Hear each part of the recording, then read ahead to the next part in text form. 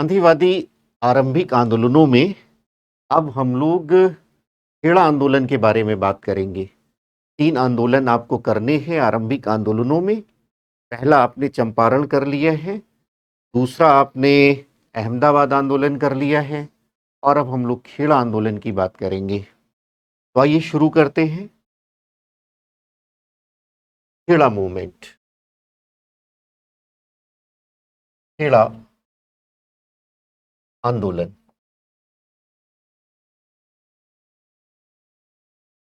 बहुत महत्वपूर्ण है ये भी गांधीवादी आरंभिक आंदोलनों में खेड़ा मूवमेंट।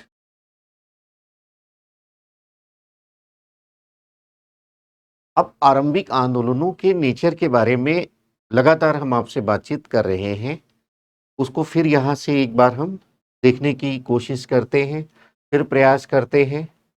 और खेड़ा आंदोलन में पहली बात जो आपको समझना है वो यही है, एक तो गांधीवादी आंदोलन है ये, पहला पॉइंट ही आपका यही होना चाहिए। जब हम कहते हैं गांधीवादी आंदोलन, जब हम कहते हैं कि गांधीवादी आरंभिक आंदोलन, तो इसके निहितार्थ हैं और उसी को लगातार हम आपको समझाने की कोशिश कर रहे हैं।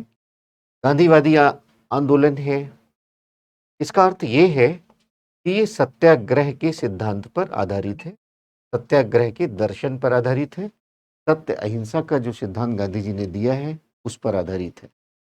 जब हम कहते हैं आरंभिक आंदोलन है, इसका अर्थ ये है कि ये जन आंदोलन नहीं है, ये जन आंदोलन नहीं है।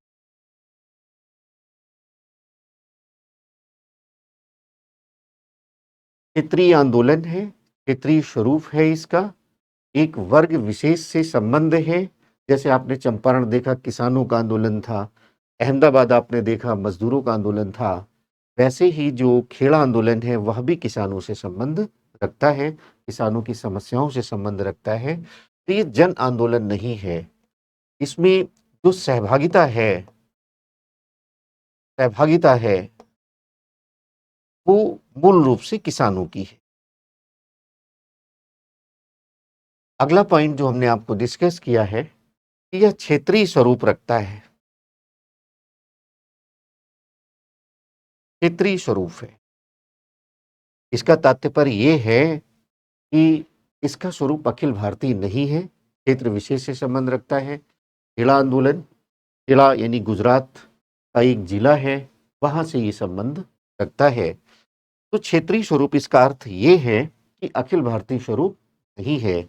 और एक पॉइंट और हमने डिस्कस किया था कि ये आर्थिक मुद्दों पर आधारित आंदोलन है, राजनीतिक मुद्दों पर आधारित नहीं, आर्थिक मुद्दों पर आधारित है। और ये जो आर्थिक मुद्दा है ये किसानों से जुड़ा हुआ है, किसानों से जुड़ा हुआ है, किसान से संबंध रखता है। कोई राजनीतिक मांगे यहाँ पर नहीं है, राजनीतिक आंदोलन ये नहीं है। आप इसको आर्थिक मुद्दों पर आधारित आंदोलन कह सकते हैं और वो भी किसानों से जुड़ा हुआ है। किसानों का जो राजस्व है, राजस्व में वृद्धि है, उनकी जो समस्याएं हैं वहां से जुड़ा हुआ है ये आंदोलन। तो खेड़ा आंदोलन में आरंभिक ये बातें आपको समझ में रखनी है, समझना चाहिए। अब किन किन मुद्दों पर हम लोग बातचीत करेंगे इसको हम देख लेते हैं। खेड़ा आंदोलन में कौन से पहलू बनेंगे, कौन से आयाम बनेंगे, इसको पहले समझ लेते हैं। हम लोग जो बातचीत करेंगे वो बातचीत करेंगे इसकी पृष्ठभूमि पर बातचीत करेंगे।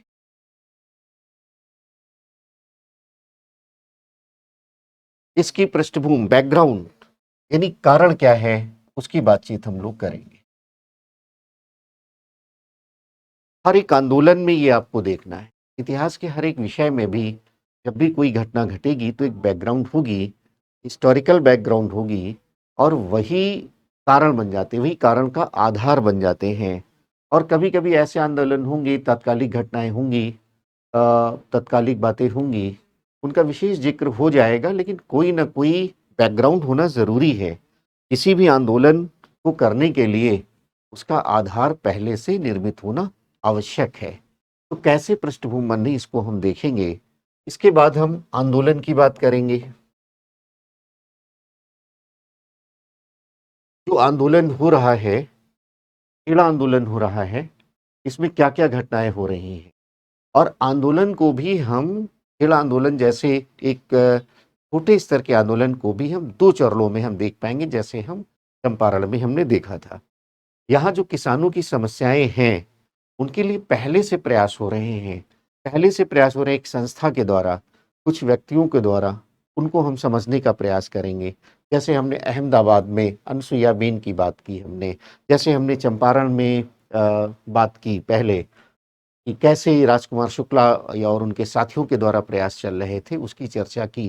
तो वैसे प्रयास यहाँ भी हैं। तो आंदोलन में पहले के जो आंदोलन है, यानी प्राथमिक स्तर पर जो आंदोलन हुए हैं,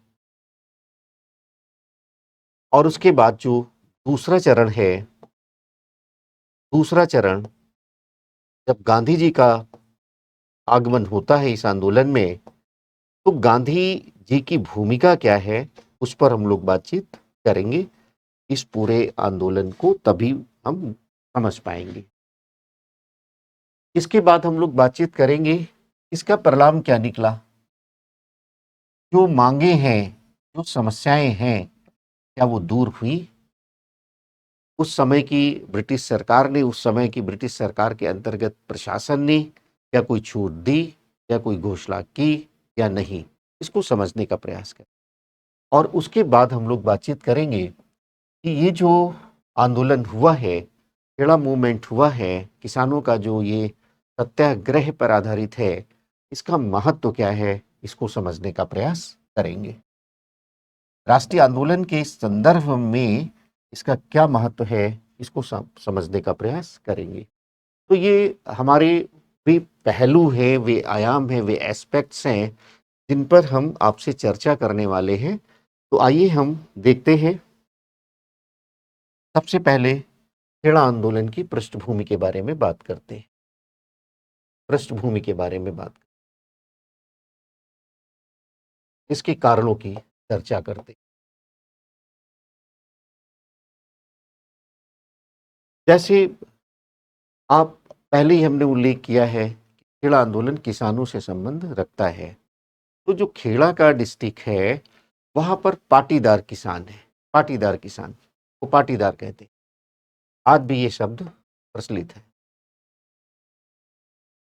ये जो पाटीदार है, ये फसलें अपना उपजा रहे हैं, अनाज है, तंबाकू वगैरह है, और इस तरह की फसलें वो अपना उपजा रहे हैं। उस समय यानी 1917 में 18 का ये आंदोलन है, खेड़ा आंदोलन 1918 का है।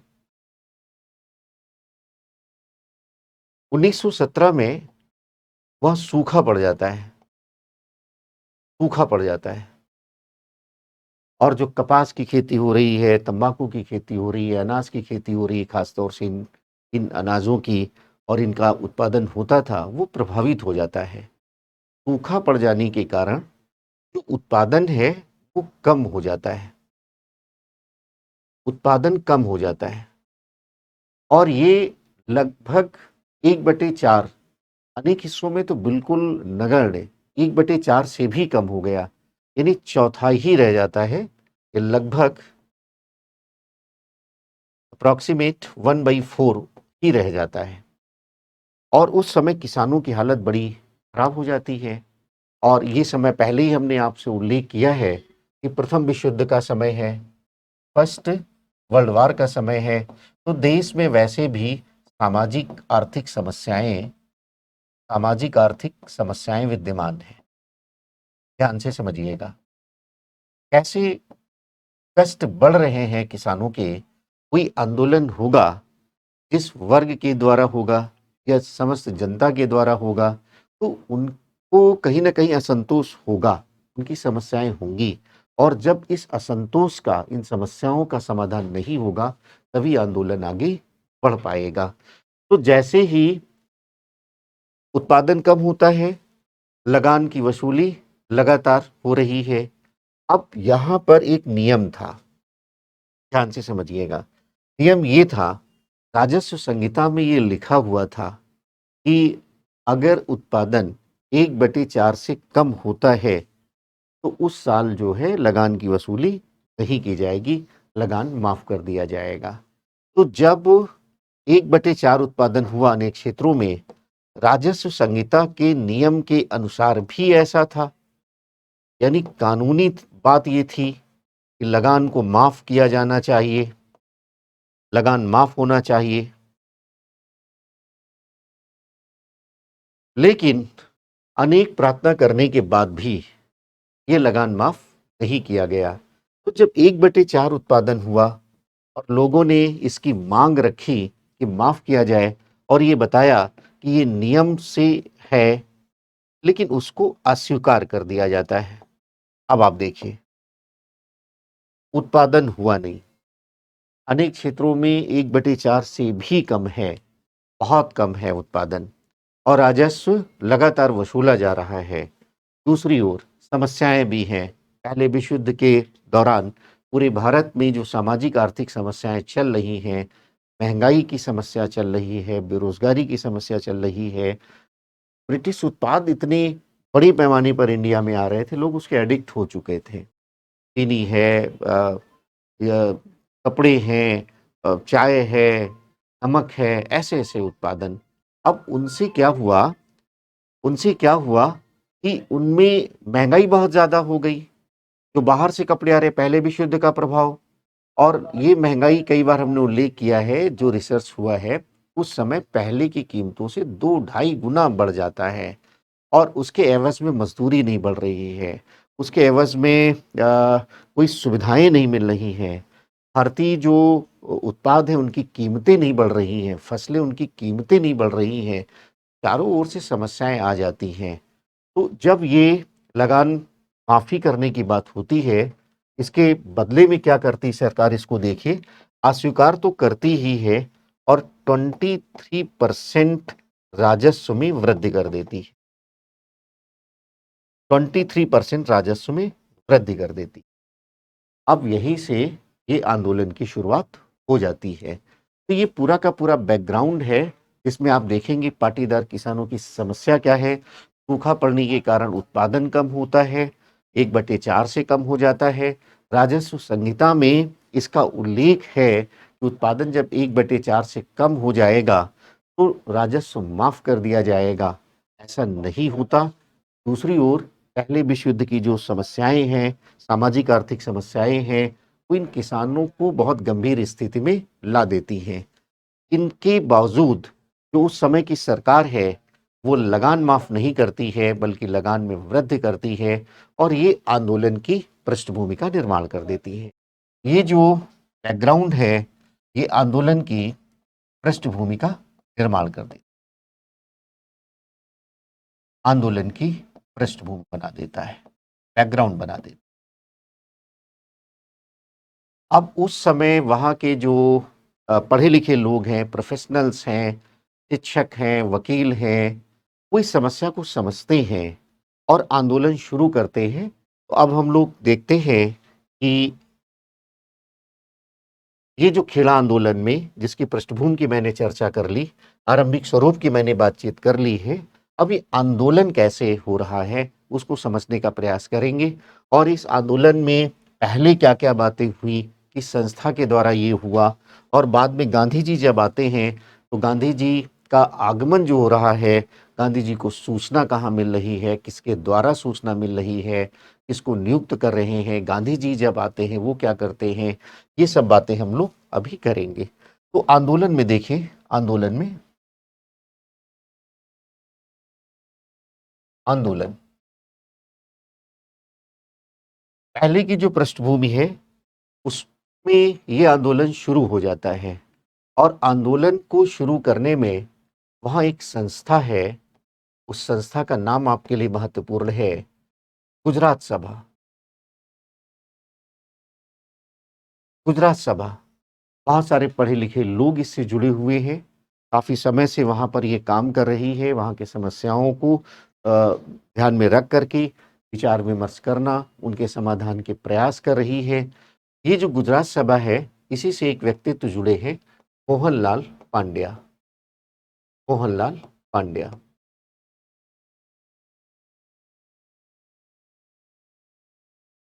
और ये आंदोलन को संचालित करते हैं, गुजरात सभा में ये नेतृत्व कर रहे हैं, आंदोलन शुरू करते हैं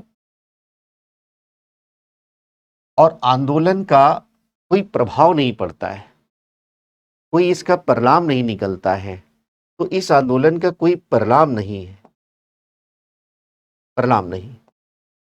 आगे क्या होता है, जब ये आंदोलन सफल नहीं हो पाता है, ये प्रयास सफल नहीं हो पाता है, तो मोहनलाल पांड्या ने और शंकरलाल बैंकर, एक नाम और लिख सकते हैं, शंकरलाल बैंकर, ये दो व्यक्ति थे जो गांधी जी से मिलते हैं। गांधी जी उस समय अहमदाबाद आंदोलन में थे। अहमदाबाद आंदोलन में जब वो संघर्षरत थे, सत्याग्रह के लिए प्रयास कर रहे थे मजदूरों के लिए, उसी समय उनको खेड़ा के किसानों की दास्तान का पता चलता है मोहनलाल पांड्या और शंकरलाल बैंकर के द्वारा। गांधी जी ने उसको समझा, लेकिन जैसे हमने आपको बताया कि गांधी जी किसी भी समस्या में तभी इन्वॉल्व होते थे जब वे उस समस्या को पूरी तरह से समझ लेते थे। गांधी जी ने समस्या को समझने के लिए एक व्यक्ति को नियुक्त किया।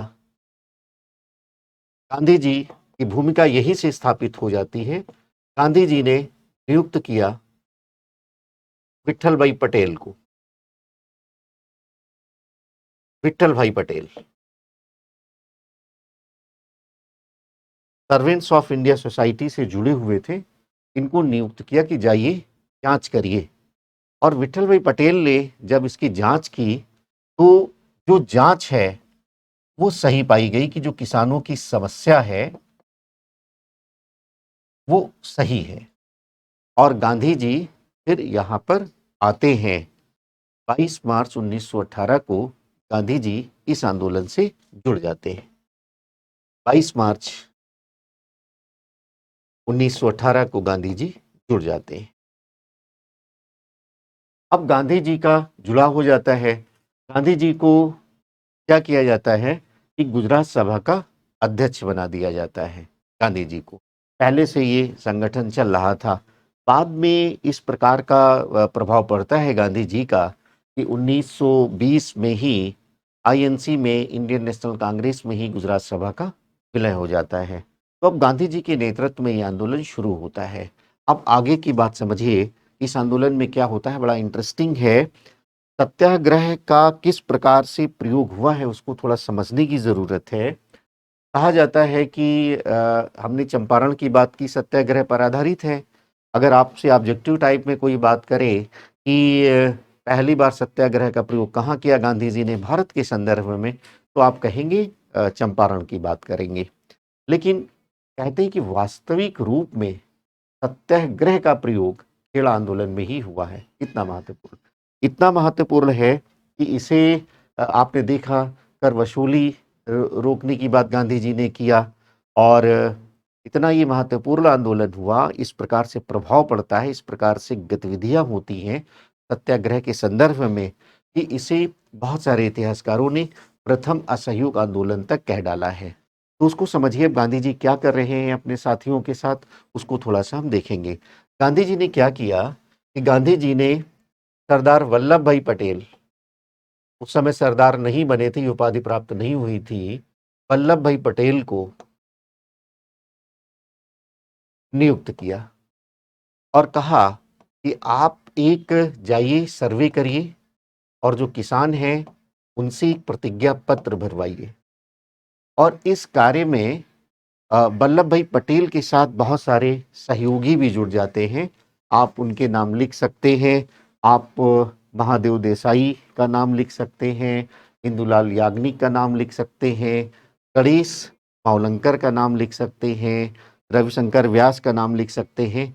ये आपको मेंस में ज़रूरी नहीं होता है, मेंस में बहुत सारे तथ्यों की ज़रूरत नहीं होती है, विचारों को ही महत्व दिया जाता है, मैं हमेशा आपसे कहता हूँ। लेकिन जब आप तैयारी के क्रम में होते हैं, तो आप मेंस की जब तैयारी करते हैं, ऑप्शनल पेपर की जब आप तैयारी करते हैं, क्योंकि आपका विषय इतिहास है, और तो प्री में आपको इन चीज़ों को देखना होता है। अगर आपका इतिहास नहीं भी, आप किसी भी विषय के विद्यार्थी हैं, जीएस में आपको जिस लेवल से हिस्ट्री का पढ़ना पड़ता है, उसके लिए ये सब ज़रूरी हो जाता है। तो ये नाम आप विट्ठल भाई पटेल कौन-कौन सहयोगी थे गांधी जी के खेल आंदोलन में? विट्ठल भाई पटेल का नाम लिख सकते हैं, वल्लभ भाई पटेल का नाम लिख सकते हैं, महादेव देसाई हैं, इंदुलाल याग्निक हैं, मोहनलाल पांड्या हैं, शंकरलाल बैंकर हैं, ये सब आप रविशंकर व्यास हैं, नरहर पारिक भी हैं, उनके नाम आप यहाँ पर। तो इन लोगों ने क्या किया, अब बात को समझिए। ये जो वल्लभ भाई पटेल के नेतृत्व में ये प्रतिज्ञा पत्र भरवाया जा रहा है, इसमें किसानों के हस्ताक्षर भी लिए जा रहे हैं। गांधी जी जब आते हैं और ये विट्ठल भाई पटेल के साथ समस्या को समझ लेते हैं, तो एक आग्रह भी सरकार से कर रहे हैं। वो आग्रह कर रहे हैं कि जो छोटे किसान हैं, गरीब किसान हैं, उनसे आप वसूली बंद कर दीजिए, उनसे आप राजस्व ना लें, उनको आप स्थगित कर दें, और इसके एवज में जो बड़े किसान हैं, जो सक्षम हैं कि वो राजस्व दे सकते हैं, वो अपने आप आपको राजस्व दे देंगे। लेकिन ब्रिटिश प्रशासन ने उनकी इस बात को नहीं माना, तो गांधी जी ने सत्याग्रह के माध्यम से अपना आंदोलन शुरू कर दिया। और उसी क्रम में ये गांव-गांव सर्वे करना पूरी टीम के द्वारा, बहुत सारे नवयुवक शामिल हो गए, उत्साहित किया जा रहा है, सत्याग्रह के सिद्धांतों को समझाया जा रहा है, प्रतिज्ञा पत्र भरवाया जा रहा है। अब इस प्रतिज्ञा पत्र का प्रारूप क्या था, इसको थोड़ा सा समझिए। इस प्रतिज्ञा पत्र में नीचे किसान के सिग्नेचर करवाए जाते थे, और ये सामान्य रूप से इसमें जो बात लिखी उसको मोटा तौर से मैं आपको बता देता हूँ। इसमें ये लिखा था कि इस वर्ष हमारा जो उत्पादन है वो 1/4 से कम हुआ है। हमने सरकार से प्रार्थना की थी कि हमारा लगान माफ किया जाए, लेकिन ऐसा नहीं हुआ। आगे हम लगान नहीं देंगे, भुगतान नहीं करेंगे, और इसके एवज में आप भूमि जब्त करते हैं या कोई कार्यवाही करते हैं तो उसका भी विरोध हम नहीं करेंगे। यानी सत्याग्रह पर आधारित ये बात थी। तो इस प्रकार की बात उसमें लिखी गई और सिग्नेचर कराया गया। वल्लभ भाई पटेल वकील थे, आप जानते हैं कि इसके बाद उन्होंने वकालत छोड़ दी। उन्होंने कहा कि ये तो जैसे रिक्वेस्ट किया गया कि भाई हमारे समस्याएं हैं, आप देखिए फसल नहीं हुई है, कैसे राजस्व आपको दे। बोले ये तो स्वाभिमान पर चोट पहुंचा रहे हैं, हम अपने स्वाभिमान की रक्षा करेंगे, ये हमारा वाजिब हक है, और इसके एवज में अगर आप कोई कार्यवाही करेंगे तो भी हम उसको स्वीकार करेंगे। तो इस प्रकार के प्रतिज्ञा पत्र भरवाए जाते हैं और किसानों के सिग्नेचर, लेकिन सरकार पर कोई प्रभाव नहीं, सरकार पर प्रभाव नहीं। अब यहाँ पर समझिए एक नई स्थिति पैदा होती, कैसे सत्याग्रही तैयार किए जाते हैं, कैसे सत्याग्रह किया जाता है, इसके बाद बात समझने की जरूरत है। अब सरकार ने क्या किया कि राजस्व को माफ भी नहीं किया, ऊपर से उन्होंने पशुओं को जब्त करना शुरू किया, अन्य सामानों को जब्त करना शुरू किया, भूमि को जब्त करने की कार्यवाही शुरू कर दी। गांधी जी से आहत हुए। गांधी जी ने कहा कि जो जमीनों का ये अनावश्यक रूप से ये जो बेजा तरीके से ये कुर्क कर रहे हैं, तो आप लोग ऐसा करें, जाइए तो ज़मीनों में, आपकी भूमि में, आपके खेतों में फसल खड़ी हुई है, उसको उखाड़ लीजिए।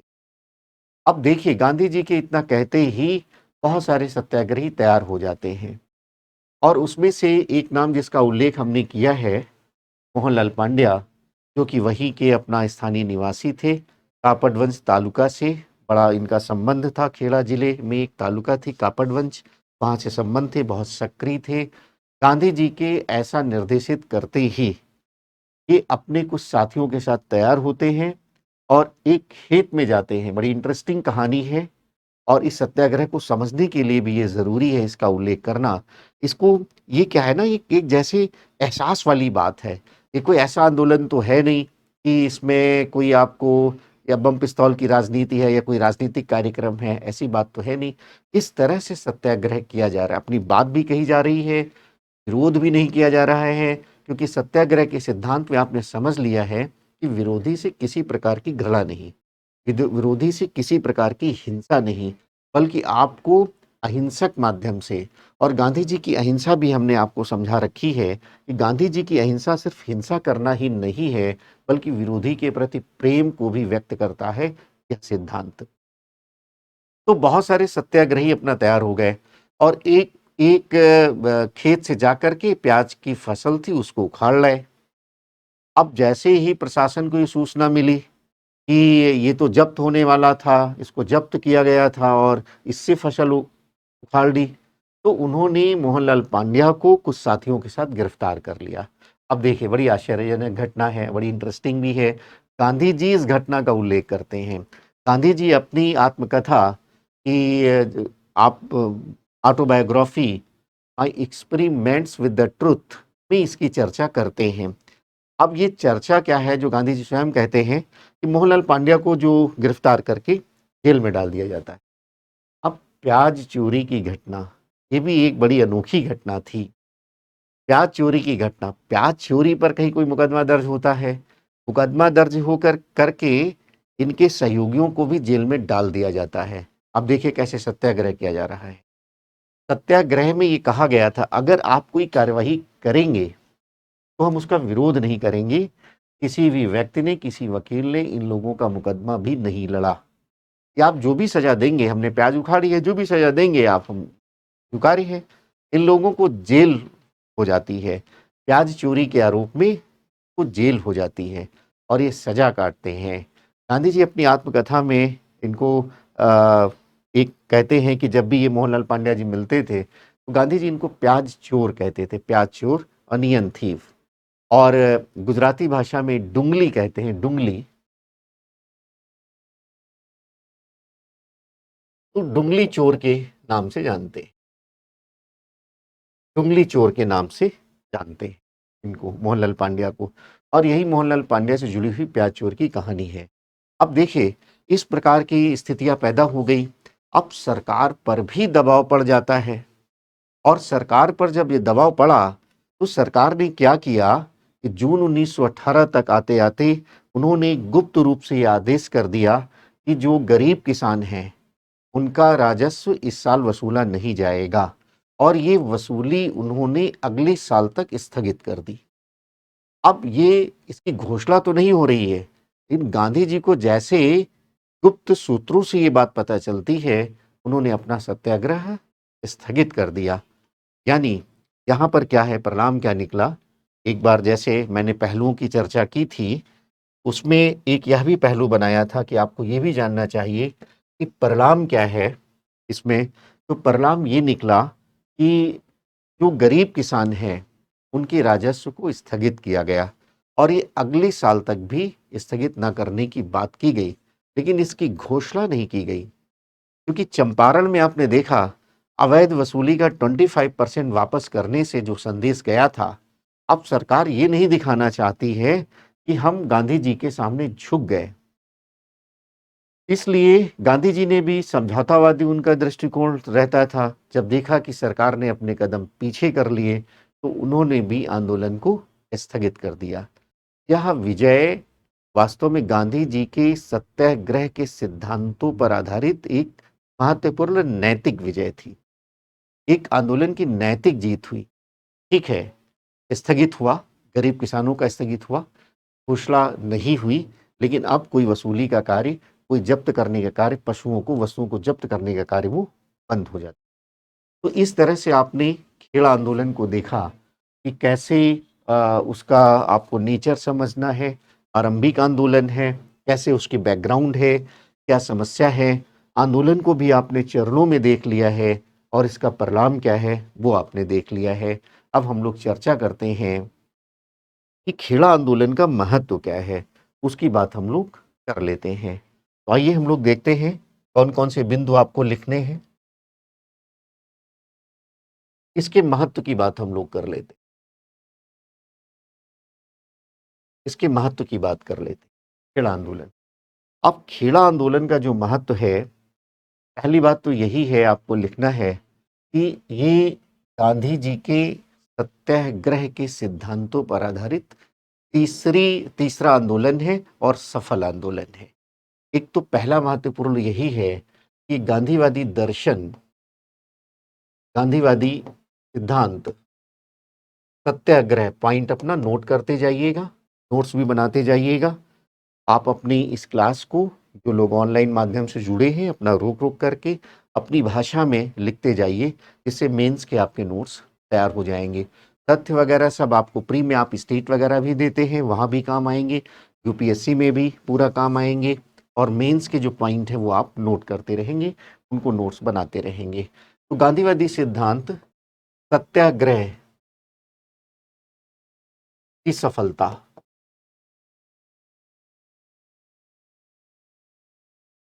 दूसरा पॉइंट आप ये लिख सकते हैं, जो गांधी जी का नेतृत्व है, गांधी जी का जो नेतृत्व है, आपने देखा, चंपारण में देखा, एक करिश्माई व्यक्तित्व के रूप में वहीं से सामने आ रहे हैं। और वो जो आभा मंडल गांधी जी का स्थापित हुआ है, वहां से गांधी जी का एक बैकग्राउंड भी है, दक्षिण अफ्रीका, उसके पहले काम किया भारत में, और चंपारण में सफलता मिल रही है। कैसे आप चर्चा में नहीं किया है, चंपारण आंदोलन में कैसे खेड़ा आंदोलन में उनको सफलता मिल रही है।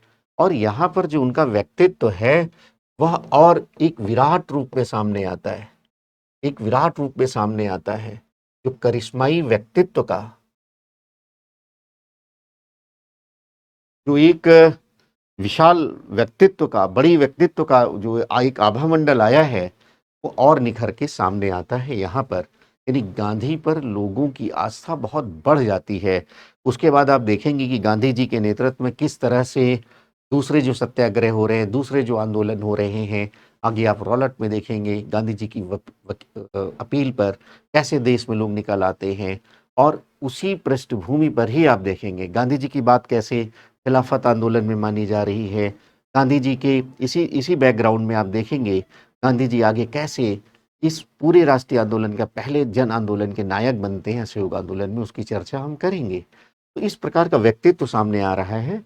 इसके बाद गांधी जी जैसे चंपारण में थे, यहाँ भी जनता से मिल रहे हैं और जनता की समस्याओं से अवगत हो रहे हैं, समस्याओं से अवगत हो रहे हैं। जननायक बनने के लिए जन को समझना जरूरी है, जननायक बनने के लिए जन को समझना जरूरी है।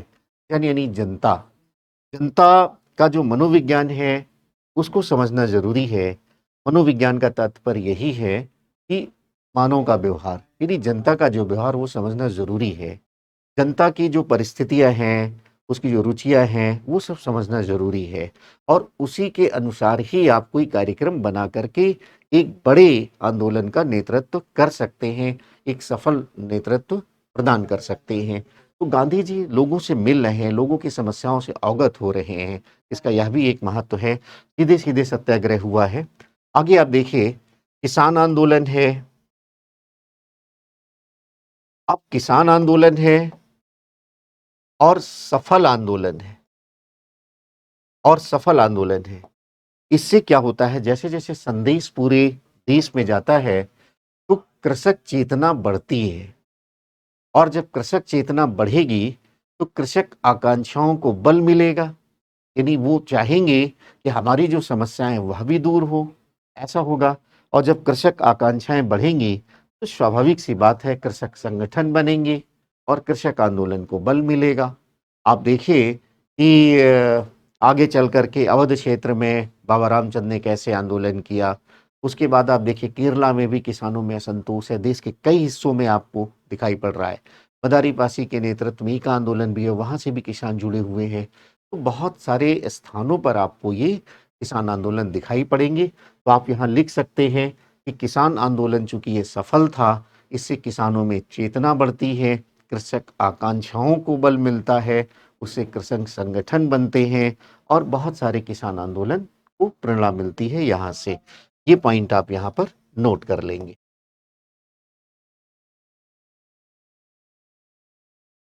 अगला पॉइंट आप ये लिख सकते हैं, इसी आंदोलन से वल्लभ भाई पटेल जैसा सहयोगी गांधी जी को मिलता है। इस आंदोलन की एक बड़ी उपलब्धि थी वल्लभ भाई पटेल। वल्लभ भाई पटेल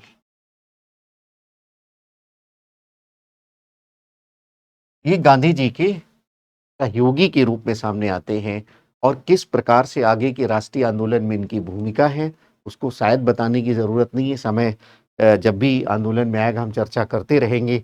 और ख़ास तौर से आज़ादी के बाद जो उन्होंने किया है, जब हम 47 के बाद के मुद्दों को लेंगे तो उसमें एक आएगा भारतीय रियासतों का एकीकरण मुद्दा आएगा और कैसे उन्होंने माउंटबेटन के बाल्कन प्लान प्लान को यानी भारत को टुकड़ों में बांटने की योजना को कैसे उन्होंने ध्वस्त किया अपनी चतुराई से, अपनी नीतियों से।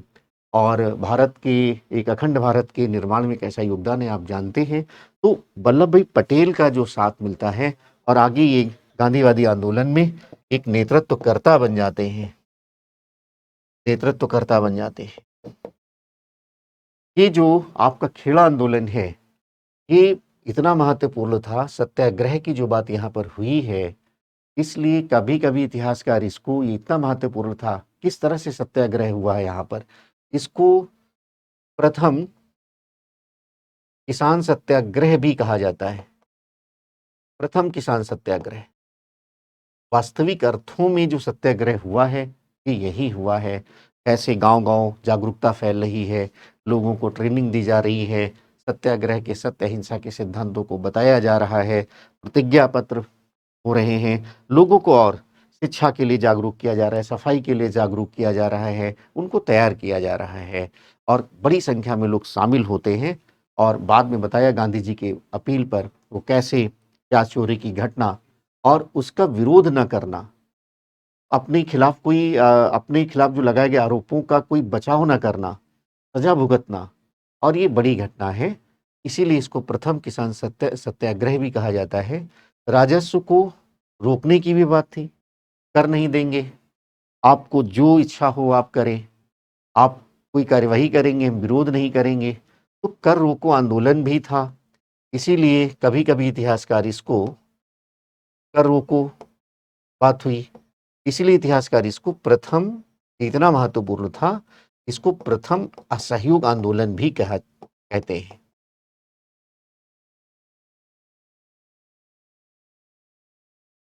प्रथम असहयोग आंदोलन भी कहते हैं। तो ये एक मोटे तौर से हमने आपको समझा दिया है आरंभिक आंदोलनों में। चंपारण को समझा दिया है हमने, अहमदाबाद आंदोलन को समझा दिया है और एक खेड़ा आंदोलन की एक विस्तृत रूपरेखा हमने आपको प्रस्तुत की। कौन कौन से पहलू आपके बनेंगे इसकी हमने बातचीत की है, कौन कौन से पहलू बनेंगे उसकी हमने बातचीत कर ली है। अब आगे हम लोग जो तैयारी करेंगे या क्लास करेंगे उसमें ये बातचीत करेंगे कि ये जो गांधीवादी आरंभिक आंदोलन है उसके बाद गांधी जी के नेतृत्व में गांधीवादी आंदोलन का जो लोकप्रिय चरण शुरू होता है, जन आंदोलनों का चरण शुरू होता है, उस पर हम लोग बातचीत करेंगे, जिसके अंतर्गत हम लोग असहयोग आंदोलन की बात करेंगे, सविनय अवज्ञा आंदोलन की बात करेंगे और भारत छोड़ो आंदोलन की बात करेंगे।